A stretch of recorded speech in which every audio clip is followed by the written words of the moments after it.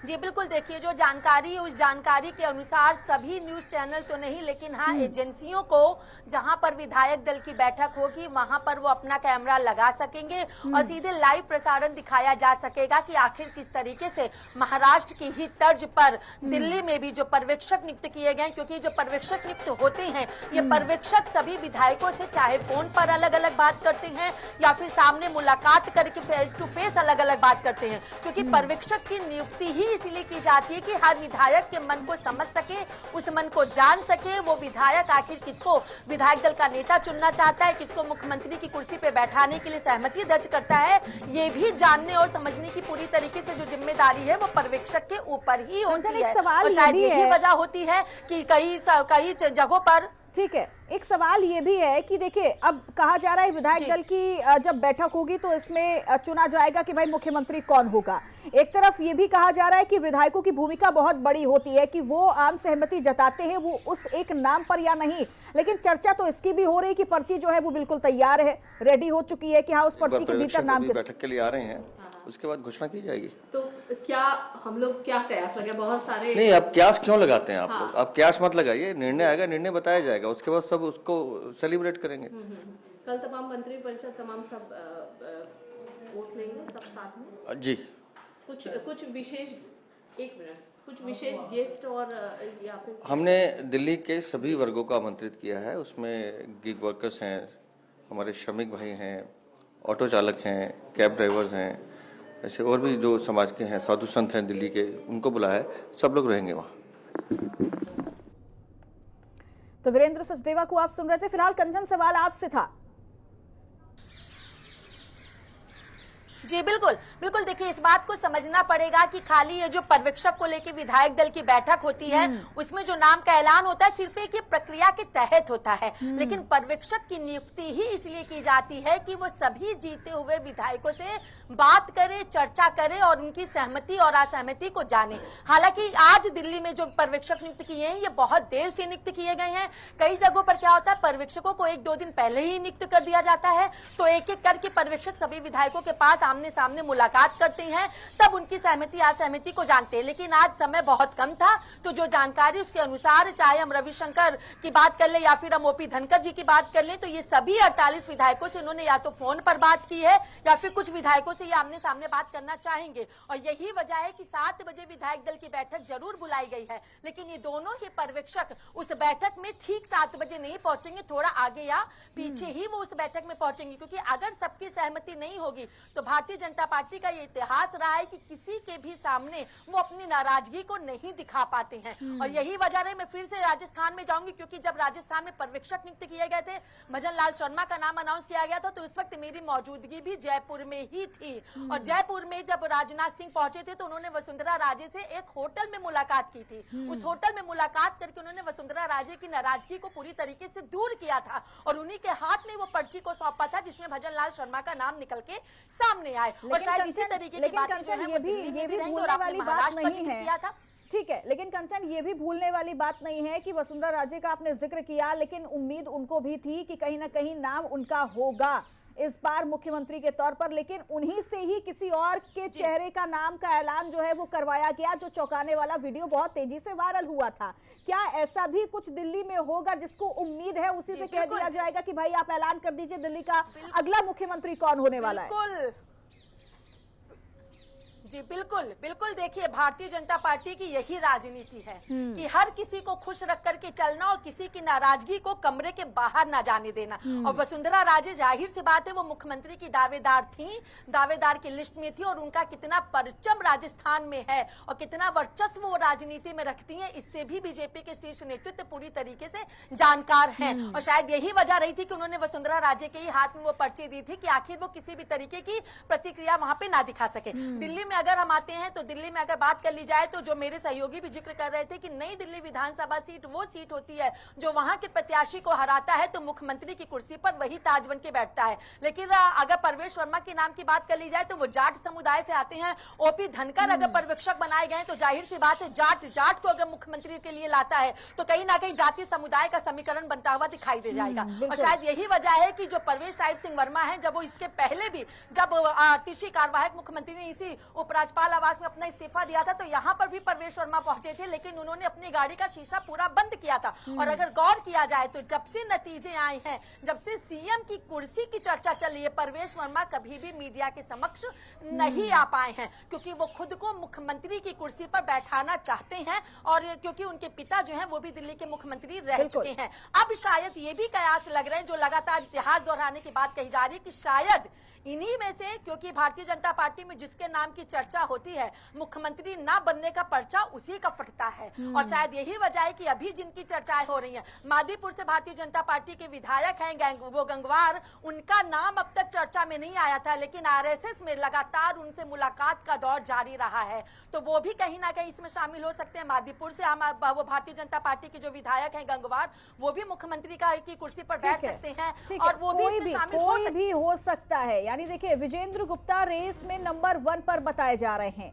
बैठक के आखिरी घंटे में देखिए सस्पेंस और ज्यादा बढ़ गया। यानी चर्चा विजेंद्र गुप्ता के नाम की भी थी, लेकिन अब कहा जा रहा है कि टॉप पर अगर हम देखें तो इस बार विजेंद्र गुप्ता का नाम जो है वो सबसे आगे चल रहा है। यानी रेस में नंबर 1 पर विजेंद्र गुप्ता सीएम बन सकते हैं, ऐसा माना जा रहा है। और आखिरी घंटे में जो सस्पेंस का सिलसिला है वो और ज्यादा बढ़ता हुआ दिखाई दे रहा है। समीक्षा हमारे साथ लगातार भी बनी हुई है, लेकिन ये तस्वीरें आपको हम दिखा देते हैं कि इस वक्त माहौल क्या बना हुआ है बीजेपी ऑफिस के बाहर और क्या भव्य तैयारी चल रही है। फिलहाल समीक्षा अभी तक रेखा गुप्ता हो, अजय महावर हो, आशीष सूद का जिक्र था, विजेंद्र गुप्ता का था, लेकिन अब कहा जा रहा है कि भाई आखिरी घंटा जो बचा है उसमें सस्पेंस को और ज्यादा बढ़ाते हुए इस रेस में विजेंद्र गुप्ता टॉप पर आ चुके हैं। देखिए, अब वो वक्त बेहद नजदीक है जिसका इंतजार सभी कर रहे थे और सभी को था, और वो 48 विधायक जिनको खुद भी इस पल का इंतजार था, वो पल अब कुछ ही समय में, यानी कि महज अब 50 से 55 मिनट है वो शेष बची हैं जब विधायक दल की बैठक शुरू हो जाएगी। और कुछ ही देर में जो पर्यवेक्षक नियुक्त किए गए हैं, पूर्व केंद्रीय मंत्री और पूर्व सांसद रविशंकर प्रसाद, वो यहाँ पहुंचने वाले हैं। ओम प्रकाश धनखड़ वो भी यहाँ पर पहुंचने वाले हैं। अगर अभी तक की बात करें तो प्रभारी जो दिल्ली चुनाव का बनाया गया था वैजयंत जय पांडा, वो यहाँ पहुंच चुके हैं। विधायक मजिंदर सिंह सिरसा आ चुके हैं, और भाजपा के प्रदेश अध्यक्ष वीरेंद्र सिंह सचदेवा यहाँ पर पहुंच चुके हैं। इसके साथ ही लोगों के पहुंचने का सिलसिला लगातार जारी है। आप देखिए, गाड़ियों का काफिला ही काफिला आपको सड़कों पर नजर आएगा। 48 विधायक आएंगे, और आप तस्वीरें देखिए, हुजूम सा यहाँ पर उमड़ पड़ा है। कार्यकर्ता हैं, समर्थक हैं, ढोल नगाड़े बज रहे हैं, मिठाइयां बांटी जा रही हैं, और पूरी सड़क की अगर हम बात करें तो एक मेले जैसा माहौल लग रहा है। और हो भी क्यों ना, क्योंकि आखिर 27 साल बाद बीजेपी एक लंबा वनवास काट करके दिल्ली की सत्ता में वापस आई है। एक शानदार कमबैक बीजेपी ने किया है, जिसकी किसी को उम्मीद भी नहीं थी। जब काउंटिंग हो रही थी तब भी यही जताया जा रहा था कि कहीं बीजेपी वापस से एक बार सत्ता से हाथ ना खो दे, लेकिन वो मेहनत रंग लाई है जो बीजेपी ने अपने चुनावी सफर के दौरान की थी। अपने पूरे सांसदों को दिल्ली के रण में उतार दिया था, अपने स्टार प्रचारकों को दिल्ली के रण में उतार दिया था, और जिस तरह से लोकसभा चुनाव में 7 सीटें दिल्ली में बीजेपी ने फतह की थी, ठीक उसी तरह विधानसभा चुनाव में भी बीजेपी ने शानदार जीत दर्ज की है। तैयारियां हम आपको दिखाते हैं। पूरी तरह से इस वक्त आपको दिल्ली प्रदेश कार्यालय जगमग जगमग नजर आएगा। विधायकों का, कार्यकर्ताओं का पहुंचना लगातार जारी है। कई विधायक यहाँ पर पहुंच भी चुके हैं, और आप देखिए तस्वीरें बेहद दिल खुश कर देने वाली यहाँ पर हैं। अलग अलग कार्टून कैरेक्टर्स में लोग यहाँ पर आए हैं। ये अगर आपको तस्वीरों के जरिए हम दिखाएं तो ये अरविंद केजरीवाल का रूप लेकर के यहाँ पे आए। इसके अलावा पूरे बीजेपी कार्यालय को फूलों से सजाया गया है, जगमग जगमग रोशनियां। हम कहें कि बीजेपी के लिए तो दिल्ली में दिवाली जैसा इस वक्त माहौल नजर आ रहा है। हर जगह आपको खुशी में झूमते हुए लोग नजर आएंगे। ढोल बज रहे हैं, बाजे बज रहे हैं। आखिर 27 साल बाद दिल्ली में बीजेपी ने वो कर दिखाया जिसकी उम्मीद शायद बीजेपी ने भी नहीं की होगी। तस्वीरें देख करके साफ अंदाजा लग सकता है, यहाँ पर लोग खुशी में झूम रहे हैं, नाच रहे हैं। उनके पास चलते हैं, उनसे भी बात करते हैं, उनकी खुशी वो जानने की कोशिश करते हैं कि आखिर कैसा वो महसूस कर रहे हैं। ये देखिए, लोग यहाँ पर झूम रहे हैं, नाच रहे हैं। आप लोग नाच रहे हैं। परवेज वर्मा मुख्यमंत्री बन गए, परवेज वर्मा बन गए, मैं बता रहा हूँ। रेखा गुप्ता वो कुछ नहीं, दिल्ली का उसने सीएम को हराया। परवेज वर्मा देख लीजिएगा, लिफाफा खुल गया। परवेज वर्मा सीएम कोई भी बने, लेकिन एक कार्यकर्ता देखिए महिलाओं की बात होगी तो रेखा गुप्ता। देखिए यहाँ पर बीजेपी में अपने अलग अलग गुट नजर आ रहे हैं। एक गुट कह रहा है कि रेखा गुप्ता बन रही है, तो कोई कह रहा है कि प्रवेश वर्मा बन रहे हैं। देखिए ये रेखा गुप्ता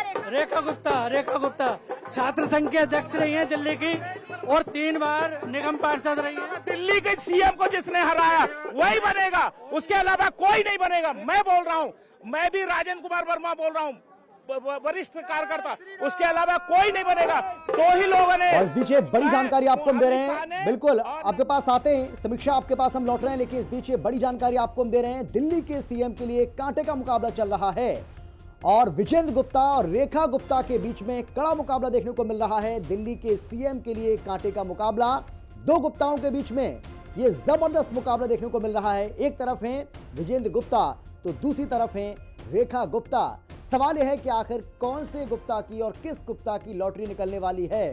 क्या रेखा गुप्ता दिल्ली की महिला सीएम बनने वाली हैं? क्या विजेंद्र गुप्ता, जो कि खूब उन्होंने पसीना बहाया है भारतीय जनता पार्टी के लिए, और जब आम आदमी पार्टी की जबरदस्त लहर थी उस वक्त भी वो जीते, विधायक भी बने, और इसीलिए वो भी रेस में आगे चल रहे हैं। लेकिन कहा जा रहा है कि प्रवेश वर्मा थोड़ा सा अब पिछड़ते हुए नजर आ रहे हैं, लेकिन फिर भी ये जो रेस है वो बदस्तूर जारी है। और एक तरीके से आप कह सकते हैं जो सियासी रेस है, जो सियासी दौड़ है, वो लगातार चल रही है। लेकिन रेस में अब कहा जा रहा है जो मुकाबला देखने को मिल रहा है वो 2 लोगों के बीच में देखने को मिल रहा है। एक तरफ है विजेंद्र गुप्ता और दूसरी तरफ है रेखा गुप्ता, यानी कि 2 गुप्ता, और इन 2 गुप्ता के बीच में ये मुकाबला अब फिलहाल देखने को मिल रहा है। इस रेस में आगे कौन निकलेगा ये आज रात 8 बजे तक फैसला हो जाएगा। हो सकता है कि इससे पहले ही ये हम सबको पता चल जाए कि आखिर दिल्ली का अगला मुख्यमंत्री कौन होगा, क्योंकि विधायक दल की बैठक होनी है अब से कुछ ही देर के बाद। शाम 7 बजे का वक्त उसके लिए रखा गया है और यही वजह है कि सीएम फेस पर सस्पेंस लगातार बना हुआ है। लेकिन मुकाबला, यानी कि जो अभी 1 घंटे से भी कम का समय बचा है, मुकाबला अभी जो देखने को मिल रहा है वो देखने को मिल रहा है रेखा गुप्ता और विजेंद्र गुप्ता के बीच में।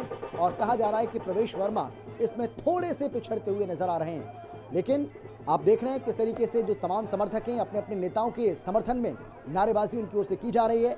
कोई कह रहा है कि रेखा गुप्ता बनेंगी, तो कोई कह रहा है विजेंद्र गुप्ता बनेंगे, तो कोई कहता हुआ नजर आ रहा है कि प्रवेश वर्मा ही दिल्ली के अगले मुख्यमंत्री होंगे। लेकिन अभी थोड़ा सा हमें इंतजार करना होगा और जैसे ही इस बारे में कोई सूचना मिलेगी, हिंदी खबर सबसे पहले वो आपको जानकारी देगा। सबसे पहले ये अपडेट आपको हम देंगे कि आखिर दिल्ली का अगला मुख्यमंत्री कौन है। 27 साल का वनवास बीजेपी ने अपना खत्म किया, 48 सीटें हासिल की, पूर्ण बहुमत की सरकार बनाई, लेकिन सीएम के लिए थोड़ा सा इंतजार करना पड़ा। 4 बार मुख्यमंत्री बनने का वर्ल्ड रिकॉर्ड बनाना है।